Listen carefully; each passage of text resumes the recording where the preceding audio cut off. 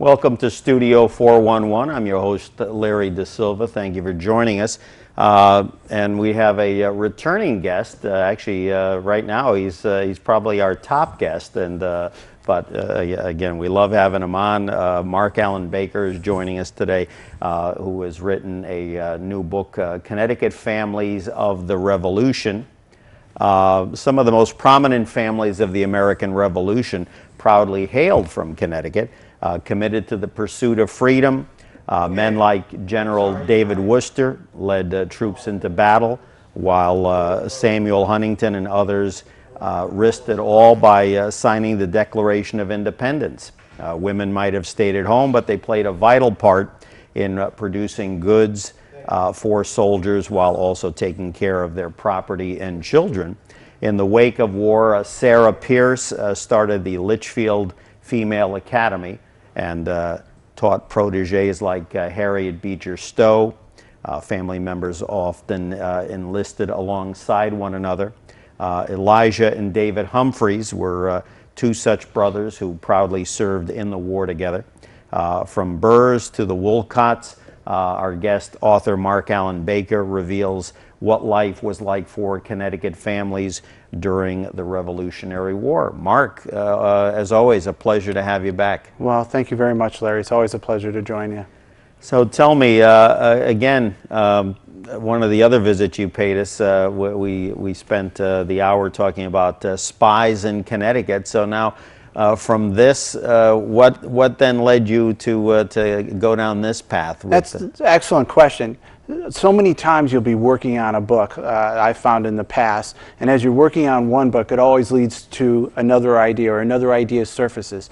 I'll be out at a historical society, a historical site, and all of a sudden more and more questions arise, and I'll get suggestions from people saying, have you ever thought about a book here? Or I have visitors come and visit this location all the time, and they're always asking me certain questions. And even myself, I'll go on a tour, say for example, to the Nathan Hale homestead, and at the end of the tour, listen, being very observant, listen to the other people that I'm on the tour with and listen to the questions. And that's what led me to the book. And naturally, there's some tie-ins. There are some things that I couldn't get to in the Spies book that I wanted to put in some form. So this gave me a way to sneak a little bit more of that in, but then answer a lot of these questions that were constantly arising. The funny part is, originally we proposed it as more of a story of brother alongside brother, father alongside son, in the trenches fighting. And the more I started talking to my acquisition editor, she started suggesting, well, what were the women doing? I'm sure women were playing an important role. And we started talking, the book was evolving, and I got to the point where it is now, which is, it really is 16 key families that I've chosen that built the foundation of not only the state of Connecticut, but the foundation for our nation. And if you look at it, it first looks very simple, but it's more complex than that. So I was able to work in a lot of the key families, and then also the 3 specific branches of our government are included. So it's filled a need, it filled a purpose, and it was just a natural lead-in from the Spies of Connecticut now to the Connecticut Families of the Revolution. The association was there, my mindset was there, so I could jump from one right into the next one. There you go. Just to give the viewer a little frame of reference, September 3rd, 1783, the final Treaty of Paris ended the American Revolution. So at least we have a starting point there. Let me also say this is now at least your 17th book, correct? So, yes, sir. 17 books down the line. We talked about boxing, Connecticut, spies. Again, much more to come. Let's turn again to our first graphic. Following the most important event in this nation's history, we turn to those that we trusted, and then they turned to their families. Obviously, these people, so many of them, and others, not that Connecticut is the end-all, but again, obviously so many folks, many of whom even gravitated to other parts of the country. Absolutely. And in some cases did come from Maine or Massachusetts, whatever, worked their way down here as one of the original 13 colonies, 13 states. Again, just a gold mine of names and stories. Let me start with one.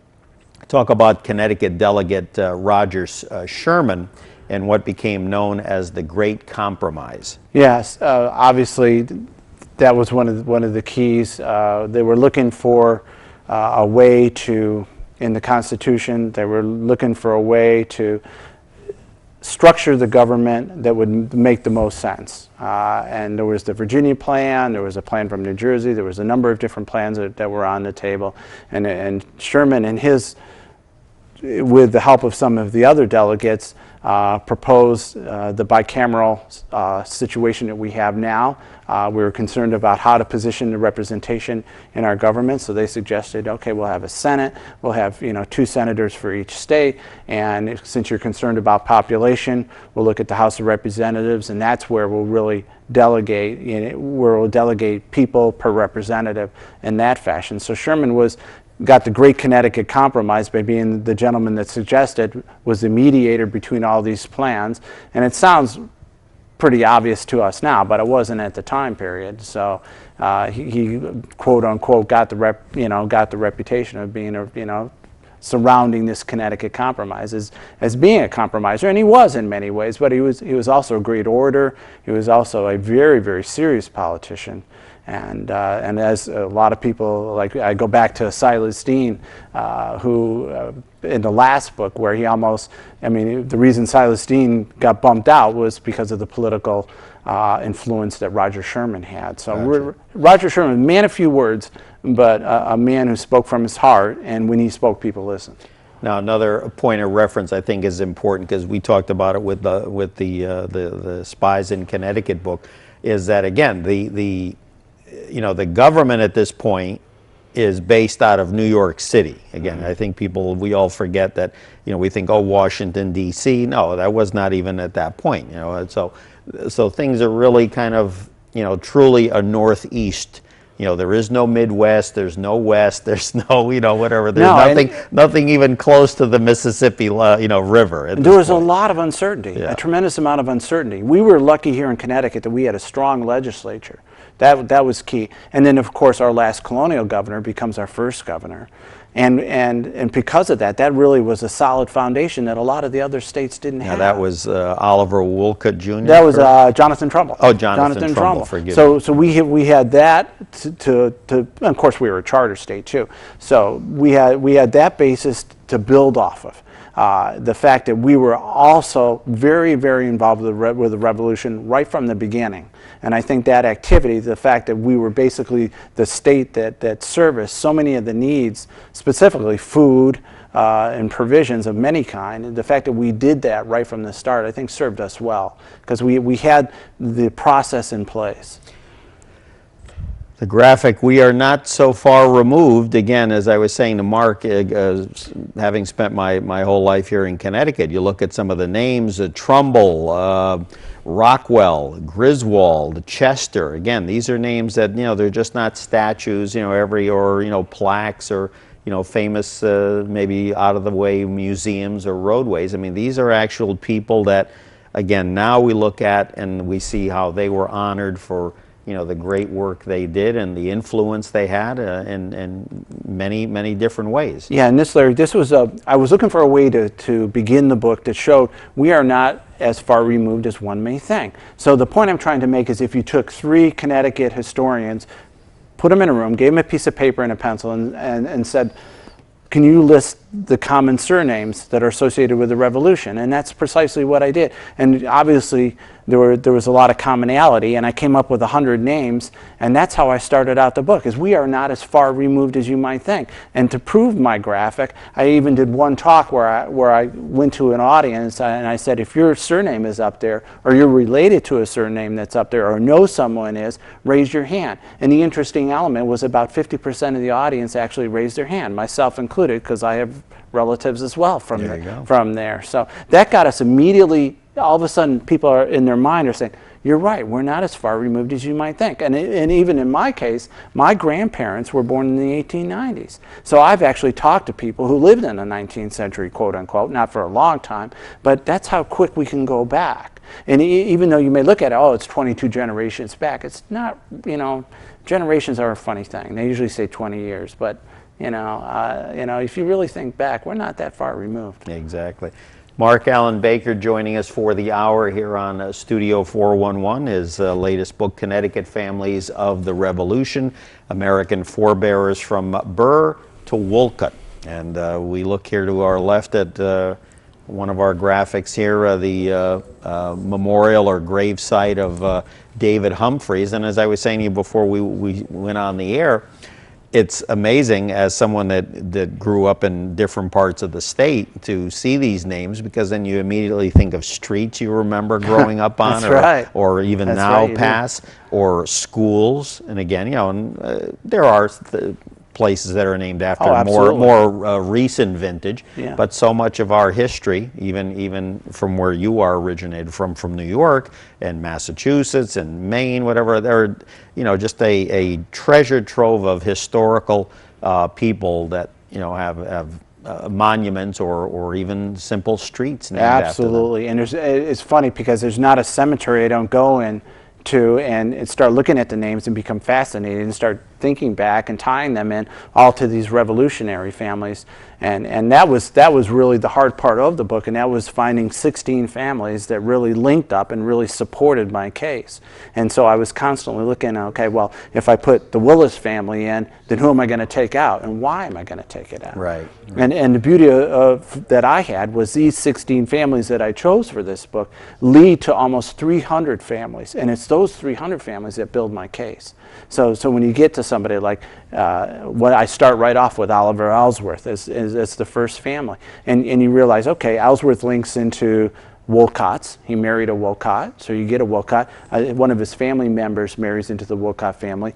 His daughter marries into the Williams family via Lebanon over to Wethersfield. They started in the Lebanon area, migrated over into the Wethersfield area, and then, of course, later on, his family marries into the Noah Webster family. So all these families start linking together nicely. So as I'm presenting my case to the reader, they're starting to say, okay. And then when I start right off with Oliver Ellsworth, immediately I get my judicial system link to the federal government.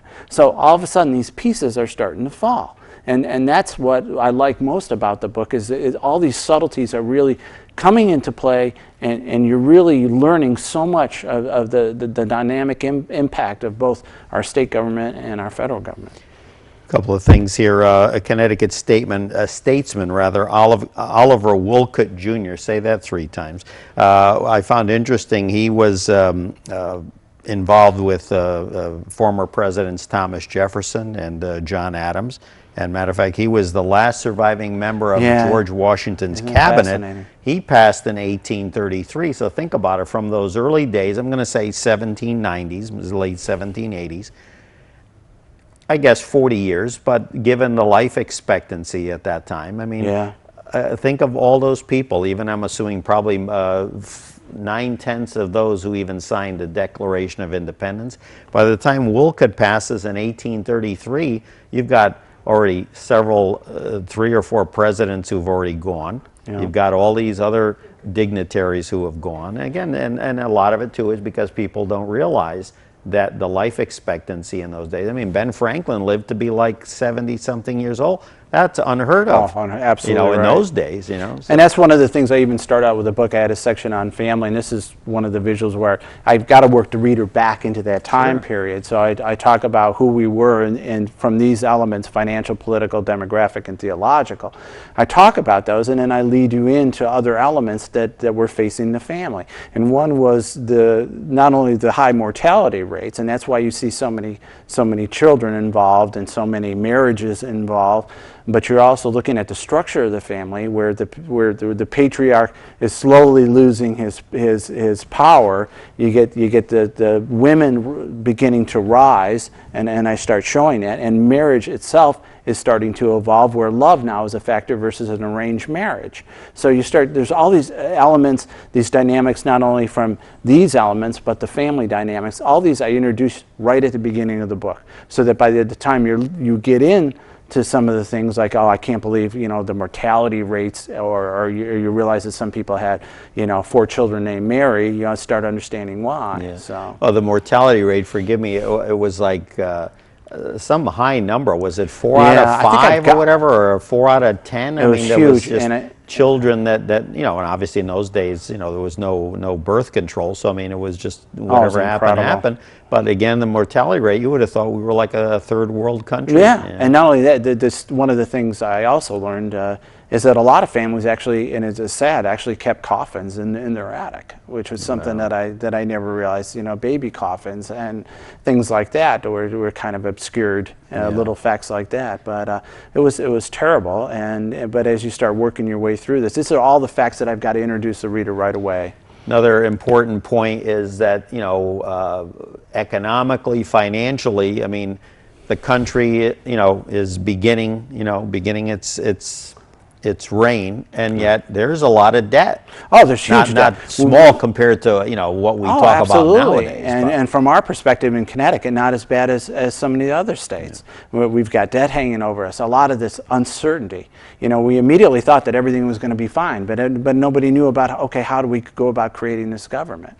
And, you know, we had this utopian concept, it's often called, and that becomes very clear, and we even look back now, and it's hard for people to imagine that we really thought so much of how our leaders were to act and how they were to legislate and how they were to represent us. We had this utopian concept of what this government was going to be, and it slowly differed. You know, other elements started coming in, and even by the time Adams and Jefferson leave, they're looking back at the government saying, this is never what we intended.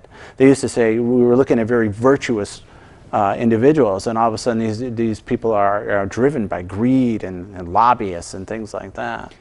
Another thing too, and we've talked about this before, is that it's important for anyone watching the program to realize too that, again, you know, this is not the cell phone era, this is not it's barely the horse and buggy era. So I mean, you know, I find it fascinating that you know, things happened in relatively short period of time, and yet, you know, you've got people from, whether it's Jersey or Delaware or Pennsylvania or Maine, New York, and, you know, in order to reach these important decisions to further the country, I mean, these people they're traveling, you know, huge amounts of days and hours to get to meetings where these decisions are ultimately made. And a lot of times they're waiting for the next rider to come with the mail to drop off at the tavern to try to figure out what the news is 3 towns away, 5 towns away, or to get a newspaper from Philadelphia or one of the few towns that had them. You call this a delicate situation. This is one of the graphics I use when I speak, but this talks to even more. Connecticut, here where our borders were slowly closing in, and even now when we're looking at our graphic, at 1790 we have 238,000 people. People were surprised that land is starting to become scarce. But one of the elements that I start talking about in the book that a lot of people forget is the tremendous amount of influence we had from a migratory standpoint about Connecticut people migrating. I pass, for example, Bacon Academy all the time in Colchester, and it always comes to mind, well, Stephen Austin went to school at the Bacon Academy, and that's Austin, Texas. So that's just one example of the migration of the family. So I talk a lot about that. I talk about the influence of the church. I talk about, okay, along comes the War of 1812, and Connecticut says we don't want anything to do with it. There's so many dynamics that are interplaying here, and these are all things that I've got to bring in immediately because they influence the way people decide. You know, am I going to fight in this war, or what am I going? You know, am I going to leave this land for the, you know, some of the New York lands in New York, or part of the Louisiana Purchase? And so these are tough choices, and these are all these things that I bring up early, so that the reader understands why the families did what they did.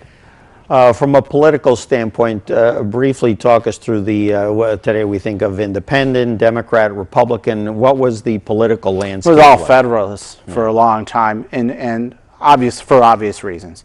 And I support that. I mean, eventually you see the division with, you know, you get the Washington-Hamilton side over here, you get the Jefferson-Madison side over here, and that dynamic interplay starts coming into, you know, the first 4 presidents are all Virginians. Mm-hmm. So that starts interplaying later on. But we needed that Federalist setup. Obviously, when you go to school, you learn that we would have been so vulnerable had we not had a strong Federalist government. Because, I mean, at a drop of a hat, Spain could be at a border, or France could be at a border, and they could take over a whole area. You needed the strength that Federalism brought to our society. So. From a religious standpoint, what was the makeup? Congregationalists, mainly that. You know, that was the strength behind. Obviously, the Church of England goes away. People don't change overnight. That dynamic plays in so many towns. I bring up illustrations of a great illustration from my own hometown in Hebron, where a reverend eventually gets chased out of town because he goes to his congregations, being in Hartford and in Hebron, and says, you know, we've got to, according to Governor Trumbull, we've got to support the people of Boston during the destruction of the tea, or what we know as the Boston Tea Party. They read an announcement, the congregation takes a vote and says, we're not going to support it. Well, now you've got, you know, the battle of church and state. There's no separation back then. So, and it leads to an interesting story of him, you know, eventually leaving, being thrown out of the country, only to have his nephew become governor of Connecticut. We talk a little bit about the family structure. You mentioned briefly the role of women. We talked about the high mortality rate, shortened marriages. So not only mortality rate in terms of newborns, but also, again, life expectancy. That's what I was talking earlier about. Less than two-thirds of newborns reach adolescence. Yeah, that's phenomenal. And again, the mortality rate as far as adults in those days, what would the, about what, 50, 55? I don't recall off the top of my head what that rate been was. Less.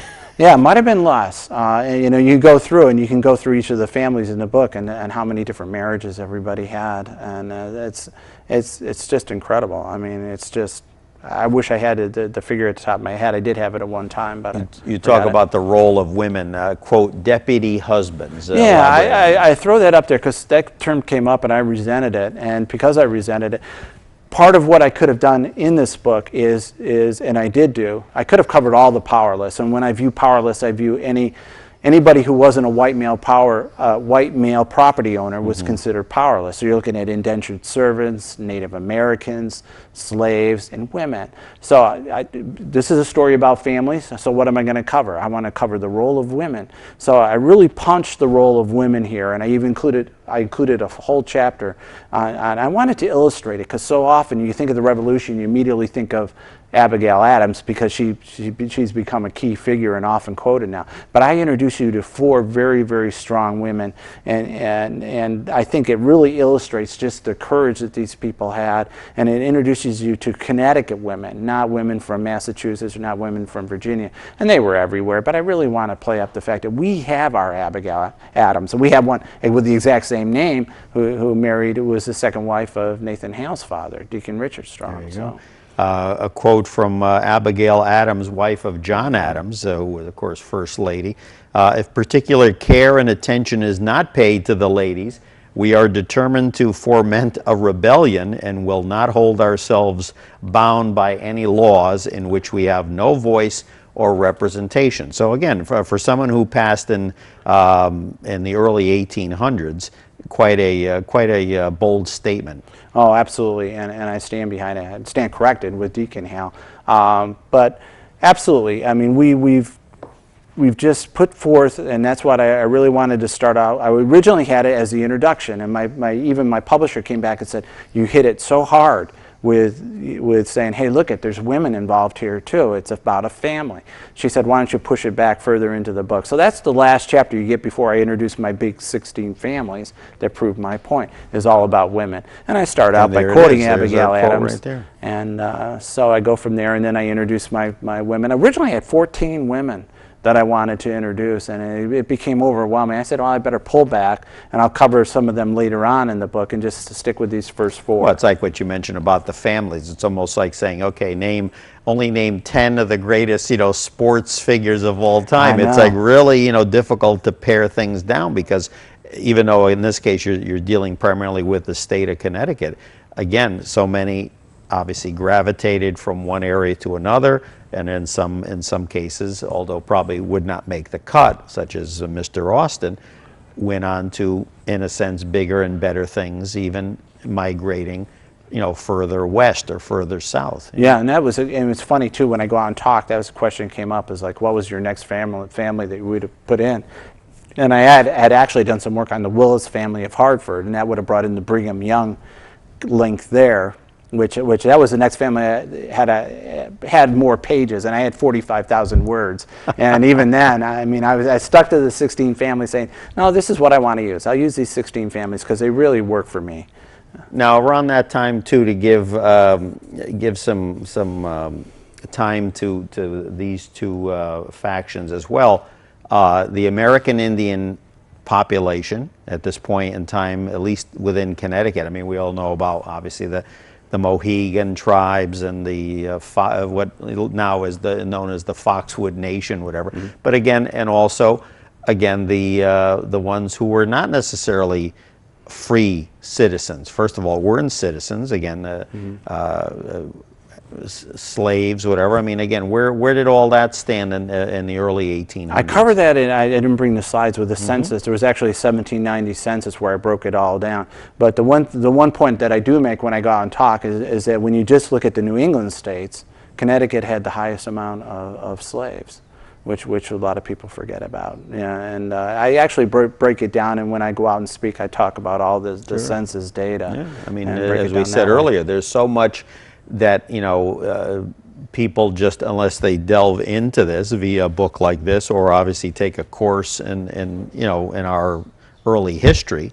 And it was funny too. I just heard a thing today about how again, within our nation's school systems, that history is getting a short shift in terms of attention. And someone said to me, it's probably because it's not on those tests that they have to give the students. So here it is, especially as someone who really just would devour books on Lincoln or George Washington, and certainly if I was a young person and had the privilege of having a book like this, would just learn so much.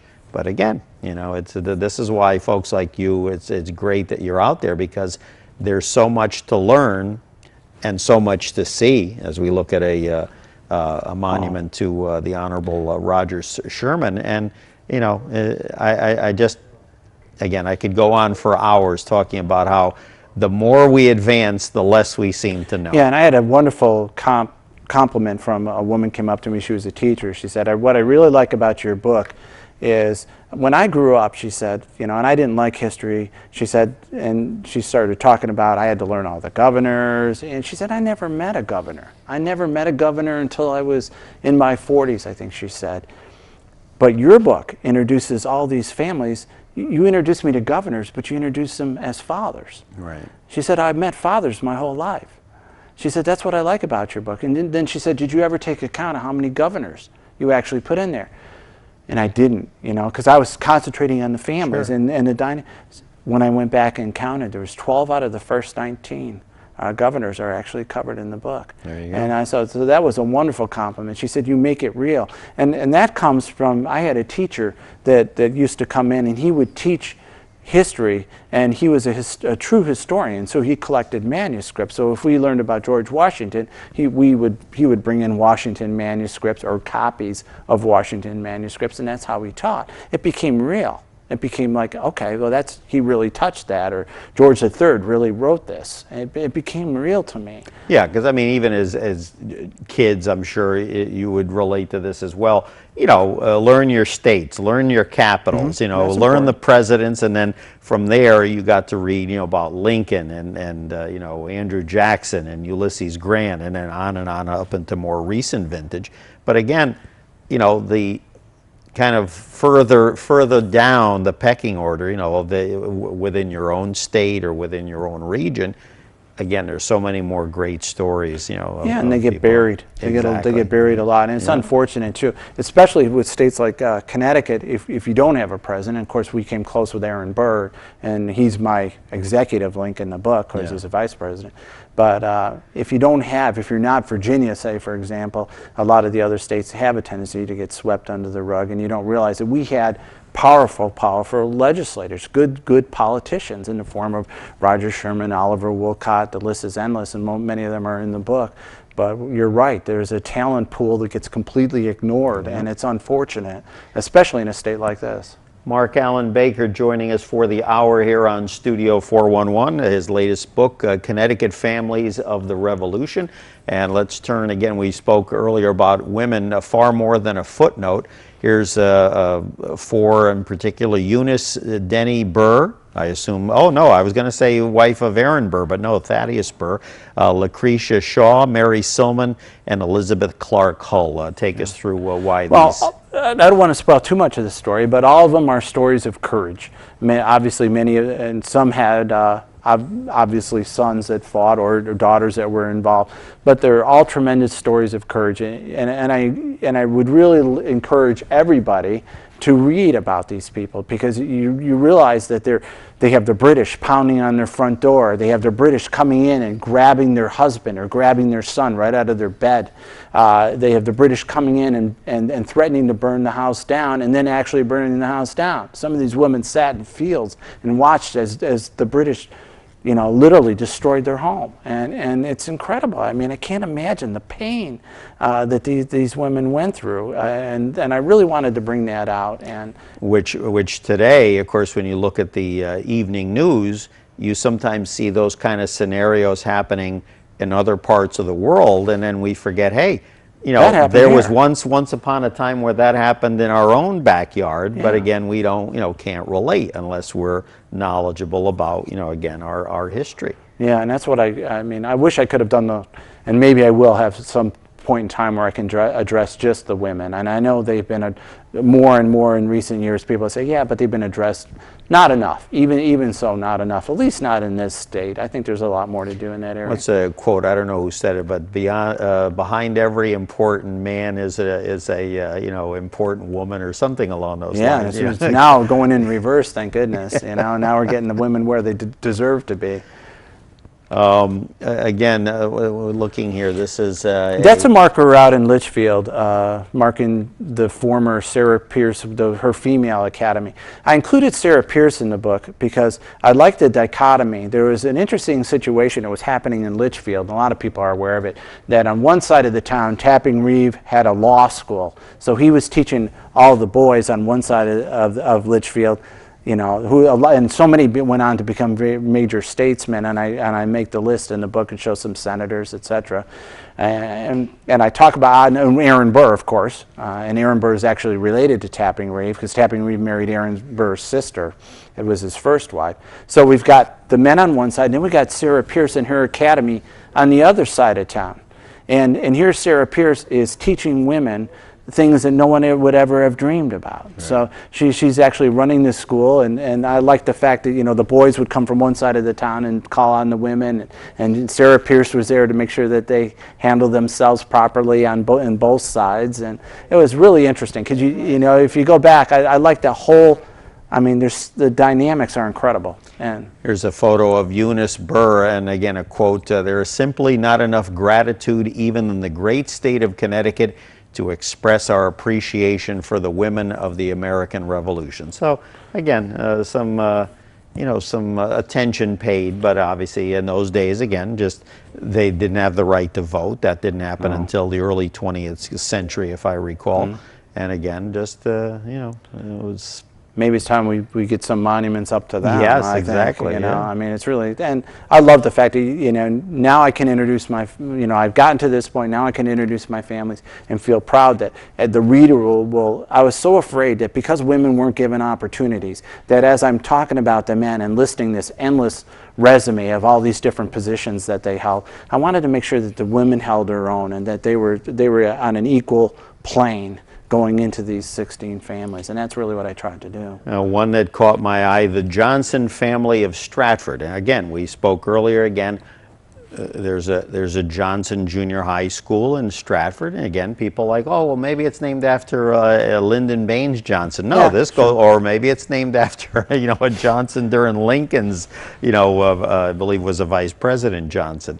But no, this goes back again to William Samuel Johnson, again. And the reason I like that, and his father was a theologian, and so what I liked about it is the fact that he was expected from his, every father wants their son to follow in their footsteps, but he was expected to follow in his father's footsteps. He said, no, I'm going to go a different direction. He found law, and then decided that he'd look at a completely new career in the area of politics. But what I liked is he became a great negotiator. He made great trips over to Europe on our behalf to try to negotiate with them about pulling back some of the incorrigible acts that they placed upon the colonies.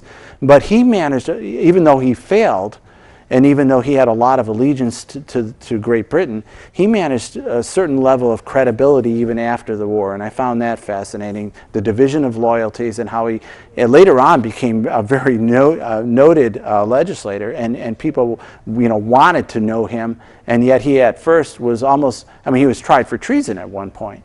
And it's just such a great story. And this is like so many of the stories in the book. It has so many twists and turns, and that's what I like about it. Is just when I think you've gone somewhere and you understand things, then I'll throw something else at you to make you think one more step beyond where you are. You mentioned this figure in our history, and Aaron Burr, I see here, lived until 1836. Again, tell us, obviously, quite a important person in our history, not for the right reasons necessarily. Yeah, and a man who would be president, no doubt, and had Thomas Jefferson not been around, certainly, but a man who was, he's over on one side of Litchfield. He's involved with Tapping Reeve. He's learning from Tapping Reeve. Tapping Reeve marries his sister. He ends up going on, pursuing politics, becoming a noted attorney, and obviously we all know about the duel with Hamilton. And one thing that was interesting as I started reading more and more about Aaron Burr is I didn't realize how he carried pistols with him a lot. I didn't realize how many times he was challenged after for duels. I mean, that's the one thing. Like people would see him in a bar or something, and they go up to him, and I didn't realize that. Not surprising. Yeah. I mean, the only one in recent vintage that we can recall a vice president would be, of course, the infamous Dick Cheney, quail shoot or whatever. And it was funny. I was with somebody, and we right away immediately gravitated towards that, and we thought, okay, it's like a scene out of like Wedding Crashers. Yeah, it was bizarre. Dressed in Elmer Fudd hats. Yeah, but exactly. in this case here, I mean, again, this was pretty serious. The morning of July 7th, 1804. I mean, it's just totally unbelievable, as certainly in today's era, that again, two gentlemen would have a duel. Yeah, but you got to remember, and as you start really putting the pieces together, I mean, Hamilton just constantly, one step after another, was pushing him to the breaking point, and that's obviously been done in hundreds of books. It seems like is the Hamilton Burr challenge, but you can almost understand his feelings of wanting it to some point to call him out, and sure enough, he did. And what I didn't know was that obviously he finished his term after this happened. With cries of murder. Yeah. I mean, I can't imagine that. I can't imagine somebody just screaming murder at you, and here he's trying to handle himself in a gentlemanly manner. Amazing. We're here with Mark Allen Baker talking about his latest book, Connecticut Families of the Revolution, American Forebears from Burr, the aforementioned Aaron Burr, and then some, to Wolcott. And again, Wolcott, we think right away of a town in Connecticut. And again, this is where it's great because you learn about, as we go to our next graphic, again, Mark paints a picture. You've got so many, again, some it may be hard for the viewer to see, but again, the Trumbull family, the Webster, the Wolcott family, the Putnam family of Brooklyn. Again, throughout the whole state, I mean, you've got these tremendous families that did not only so much for the state, but also for their local communities. Yeah, and then absolutely. Become honored as we know them now, with towns named after them, historical societies named after them. Streets named after them. I was just thinking David Humphreys, and I was trying to recall where I had seen that, again, from the Naugatuck Valley down in Derby area. Oh, absolutely. So, And David Humphreys being a man of, they're quoting a man of science, but of course a Washington aide and a gentleman who served in a lot of regimes, quote unquote. He worked for a lot of great generals and penned a lot of things, and just a real Renaissance figure who even by the time, was so responsible for so much of the textile industry here in the state too that people forget about. And with the introduction of merino sheep, it's just, there's so many elements. In here you look at a man who followed Washington into New York to help him with this inaugural address that never was supposed to happen. So, another great Connecticut link, and another great Connecticut link into the executive wing. Now, there's another avenue to talk about. Again, we always hear so much, at least I did growing up, certain parts of the state. Oh, used to be a thriving, manufacturing, the Torrington area, the Middletown area, so many others, throughout the state. Again, what was the, other than farming, which again, that's, huge. What was the, the different trades, different businesses, industry? Well, it's farming. Farming. It was agrarian. A large percentage. It was like 19 out of 20 people at one point. But the problem happened. Towns like Litchfield. Litchfield was just a thriving, metropolis for a long time until the railroads, and then the railroads then redirected the popularity of these towns and affected these towns. And now the railroads themselves, when did that kind of take hold? Obviously much later than the book we're speaking about, but I think it's important to put in perspective when. Yeah, it slips in my mind right now specifically, but that was the impacting factor, was transportation. And once people out started traveling by rail, and rail was bypassing some of these thriving towns, right, then that's how they started changing. Now, we know from our history lessons, again, what the railroads did as far as making wares and services available, to broader parts of the state, broader parts of the young country. But again, how did commerce and trade, how did that, was it all via a horse and buggy at that point? A lot of it. Stagecoach delivery? Absolutely. Yeah. Absolutely. It was, and we were called a provision state. We were just coming out of that, but Connecticut was the provision state, supplying, I think that the two major things that we supplied were, believe it or not, were oxen and salt during those two major things during the Revolutionary War. But the pressure that was being put on these Connecticut families to supply our army was just incredible. And it started in 1776, obviously changed because Connecticut could, as the war started migrating south, they were relying more and more on the southern states for supplies rather than the Northeast, because the Northeast couldn't do it in a timely and responsible manner.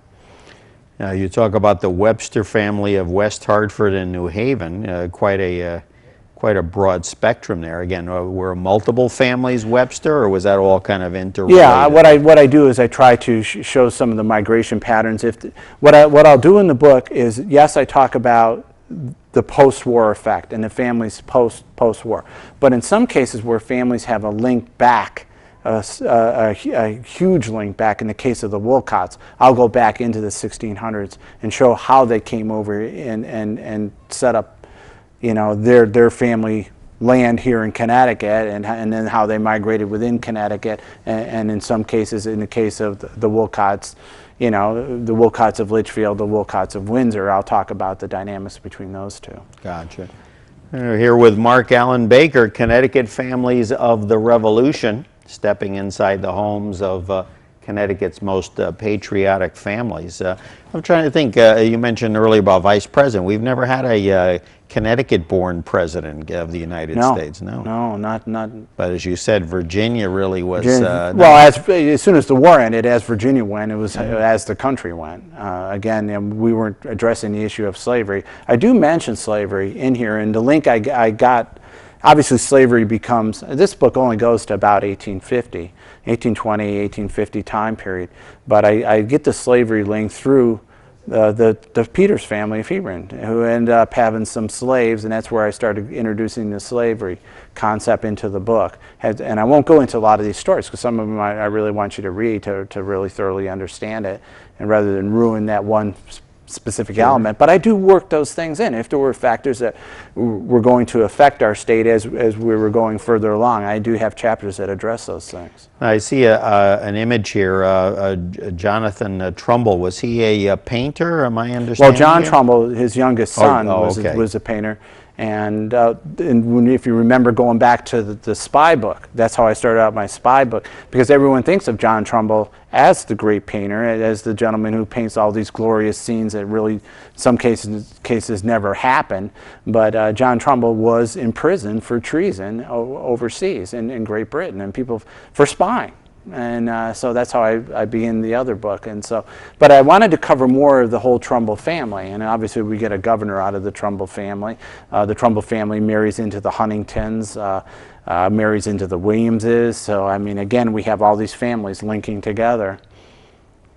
Something you just said with Huntington reminded me, of course, another small town in Connecticut. Again, it just for those who are into history, it's just, you know, such a treasure trove, because as you said earlier, you know, this, whether it's this book or whatever, will lead into doing more research and more, which again we can all do. Well, just Google this, Google that. Yeah, it's incredible what's out there. And in my case, for research purposes, I used a tremendous amount of books that were both in print and out of print, and online and not online. So there is a lot of resources out there. Some have to be checked and rechecked. You can't trust everything, but fortunately, if you try to cite well, and I've tried to cite fairly extensively in this book, so if you would know specifically where I got the information, so that's really important. We have another slide here. Back to the mix. Yeah, this was the 16 families and how they link up and why I like certain ones. So we talked about Webster, the Wolcotts, Webster, the man who gave us our language, Trumbull, we talked about. Benjamin Talmadge, way for me to, you know, I found Talmadge fascinating in the area of intelligence, so I wanted to talk more of the man. What was he like after the war ended? Here's our intelligence czar. What happened to his family? And we talked about the Shermans, we talked about Tapping Reeve. Israel Putnam, one of our Corps 4 generals, with Schuyler, Lee, and Ward. Yeah, he's our rock star general up in the quiet corner, so I work him into the book. We talked about the dynamics between Pierce and between Pierce and Reeve. I talked about the Peters family in Hebron.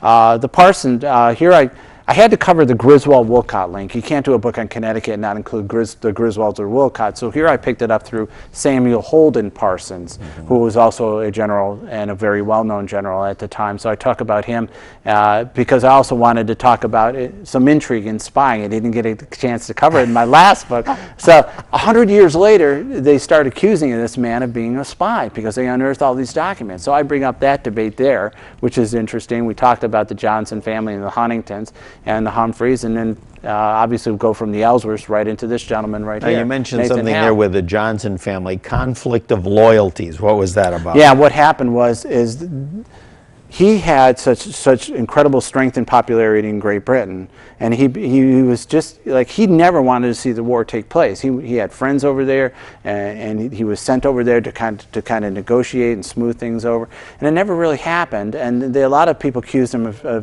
of treason because his loyalties were with Great Britain and not with here, and that was so untrue.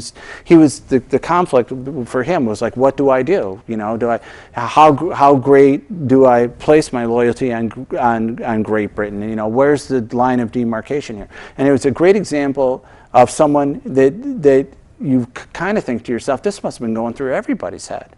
I mean, we weren't wearing uniforms, so your neighbor, you couldn't tell.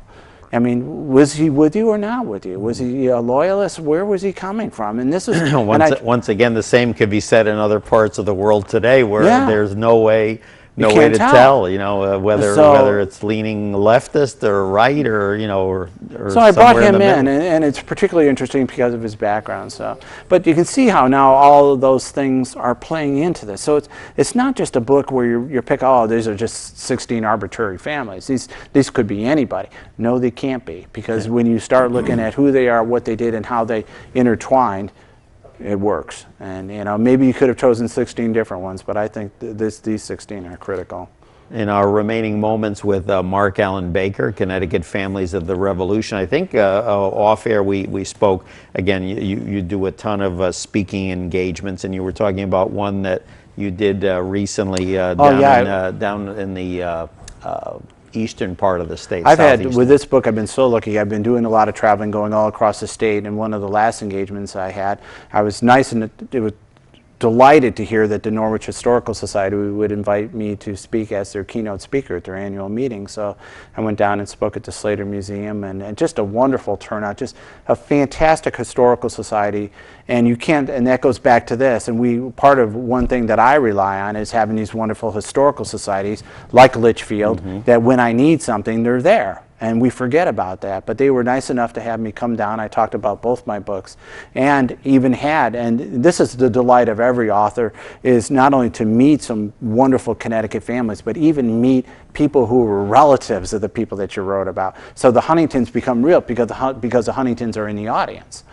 And that's you're looking at, oh my God, I mean, and they're sitting there, they're telling me stories. I was going to say, now in a case like that, obviously, again, you have to take the stories at their word, especially when they're coming from the ancestors. But again, you're talking so many, 15, 20 times removed, but it's amazing. Oh, they're coming to me with letters. Here's a letter from so-and-so. Here's a letter from this. Now Can the you believe artifacts this? start coming out. Yeah, and you start realizing, and it proves my point right out of the chute, that we're not so far removed as you think. There's the back cover, and familiar view of Farmington. In the background there, that was taken from Hillstead. The house there is the cover there.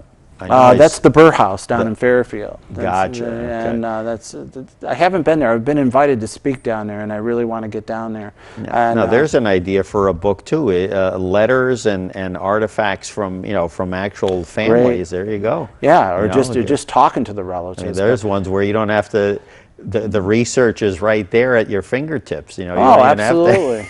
and here, my next engagement's out at the Jonathan Trumbull House. Next month, I'll be speaking out there at a historical society run by the daughters, the DAR, like the sons, two great organizations that people like me couldn't live without. So I want to be fully supportive of the DAR and the sons, great organizations. There you go. Connecticut Families of the Revolution, American forebears from Burr to Wolcott. Mark Allen Baker in our remaining couple of moments. What's next on the agenda? Working Good on question. do you find as a writer that you like to kind of shift to something like totally opposite of what you talk about? It's funny too, because part of the reason you've had me on shows, and I've been talking about sports, and we did do another one on Connecticut, but now I've just done 2 books on Connecticut during the Revolutionary time period. I'm already getting labeled as a Revolutionary War writer, so sometimes I like to break away from that. So I'm already looking. I've got a lot of things in the queue. I've talked to a lot of publishers already which direction I might go, but I'm looking at some biographies of some different individuals. I won't say who yet, because it'll be more interesting when perhaps we do another show. Absolutely, definitely we'd keep that one with those families. That's a great source of material for images, photos. You got the whole thing. Oh going yeah, on absolutely, there. I agree. We look forward to having you back on down the road again. Mark Allen Baker, Connecticut Families of the Revolution, after the Revolution. Step inside the home of Connecticut's most patriotic families. Mark, as always, a pleasure. Thank you so much, Larry. And we look forward to having you back on again. And that brings us to the end of another Studio 411 episode. We thank you for joining us. And again, also the website historypress.net for Mark. And we will be here next time with more stuff to talk about and great guests. We thank you for joining us, and we hope you have a great week. Bye now.